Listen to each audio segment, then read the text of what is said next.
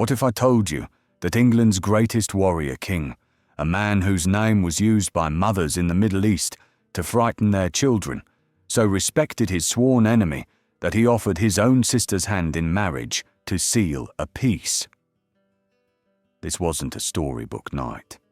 This was a king who arrived in the Holy Land to find the Crusader armies shattered, their sacred relics lost, and Jerusalem in the hands of an invincible sultan. That sultan was Saladin, the man who had united the Muslim world. The king was Richard I of England, the Lionheart. What happened next was not just a war, it was a clash of legends. And by the end of this video, you will understand not only how Richard the Lionheart terrified the most powerful ruler in the East, but also the agonizing, controversial decision that cost him the ultimate prize, Jerusalem. The year was 1187. In the blistering heat at the Horns of Hattin, the army of the Kingdom of Jerusalem was annihilated. It was more than a defeat. It was an apocalypse. The Crusader knights, boiled alive in their own armor, were either cut down or marched away in chains. The King of Jerusalem was captured. The Knights Templar and Hospitaller, the elite fighting forces of Christendom, were executed to a man. And worst of all, the most sacred relic in the Christian world, the true cross, was seized and paraded upside down through the streets of Damascus. The man responsible for this crushing victory was Salah al-Din Yusuf ibn Ayyub, known to the West as Saladin. He was no mere warlord. He was a brilliant, pious, and utterly ruthless strategist who had united the fractured Islamic states of Egypt, Syria, and Mesopotamia under a single banner: Holy War. In the weeks following Hattin, his armies swept across the Holy Land. City after city fell: Acre, Sidon, Beirut. Finally, after a short siege, the holy city of Jerusalem itself surrendered.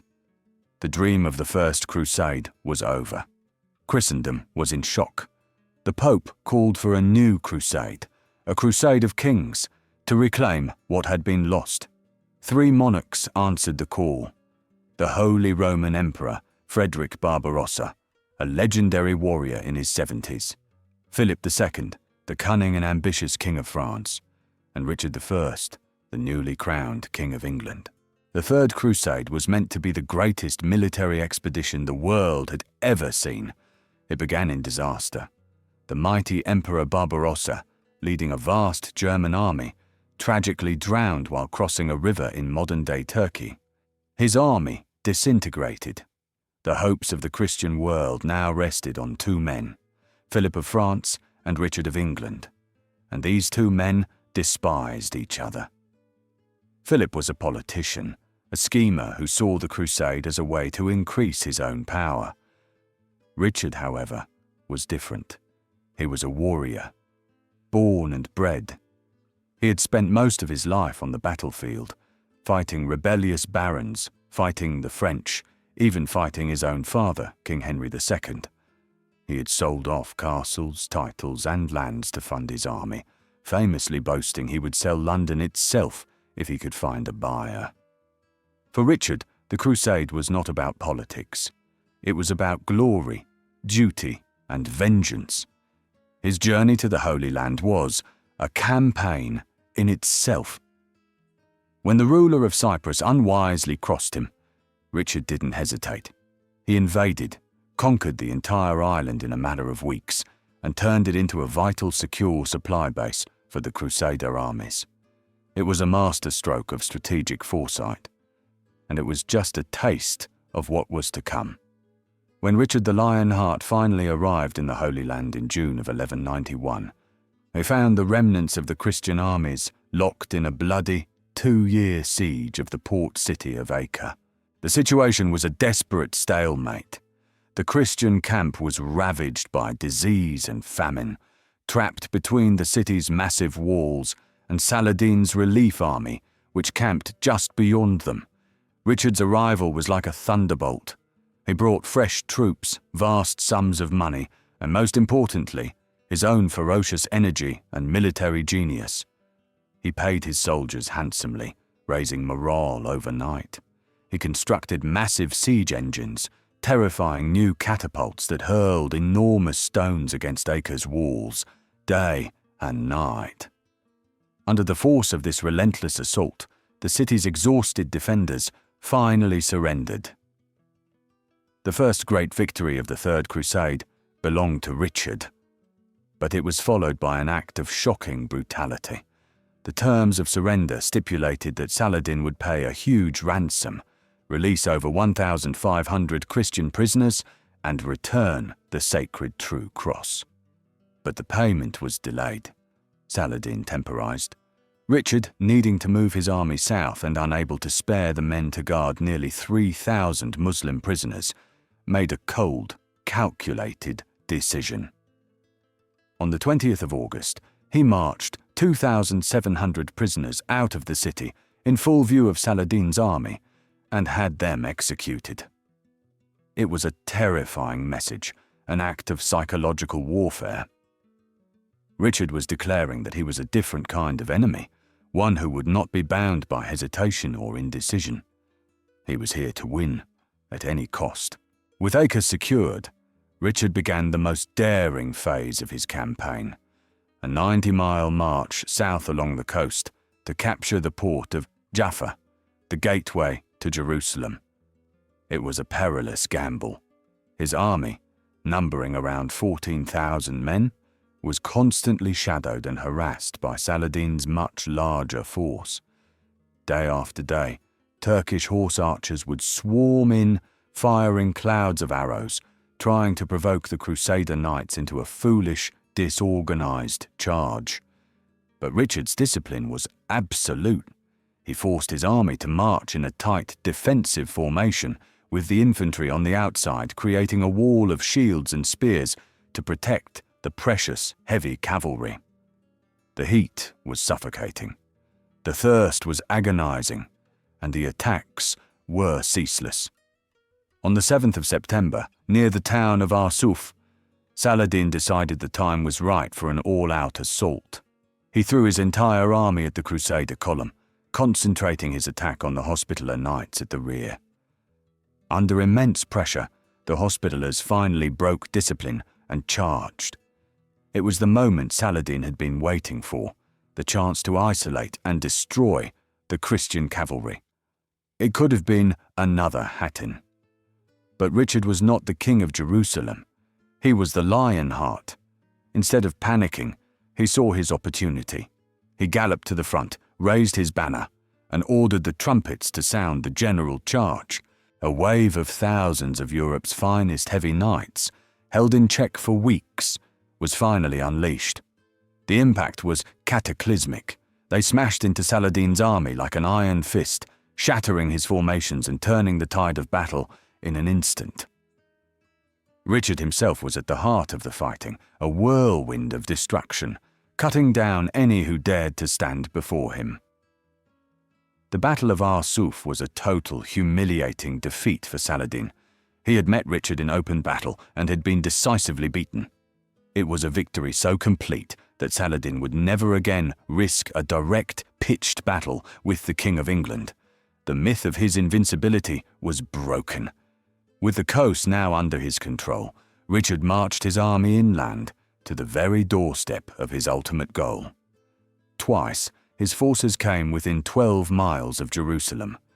His soldiers could see the holy city's towers in the distance. The prize for which they had travelled thousands of miles and endured unimaginable hardship was finally within their grasp. And yet, twice, Richard gave the order to turn back. To his own men, it was an act of inexplicable cowardice. They were on the verge of fulfilling their sacred vows, and their king was retreating. But Richard was not a pilgrim. He was a commander. He understood the brutal military reality of the situation.